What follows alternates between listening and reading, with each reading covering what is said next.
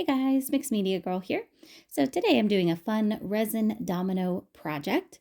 And for this project, I am actually painting my silicone mold with mica powder before putting the resin in. Now you can do this with any silicone mold, doesn't have to be dominoes, it could be coasters or trays or anything else. And this is just a really cool and unique way to create whatever kind of pattern you want on your resin project.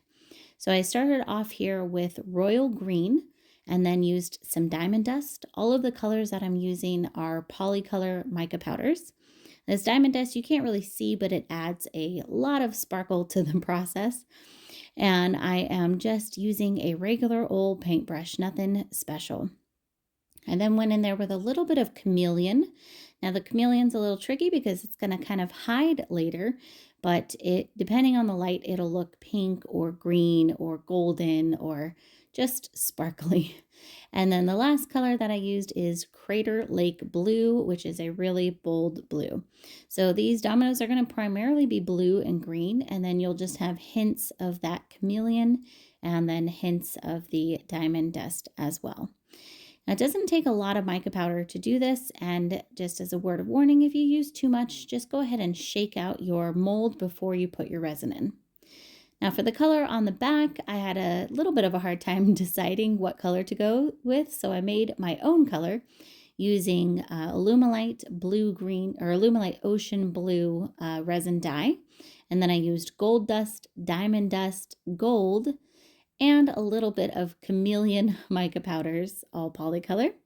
And that made this really, really gorgeous, sparkly green. I then added my resin that I had mixed right before doing the actual painting with the mica powders. This is Mixed Media Girl Artist Resin. And then I filled up the mold and filled them as evenly as possible. I let that cure and then demolded them. And then I like to use an oil-based paint marker. You can get these really inexpensively from Amazon.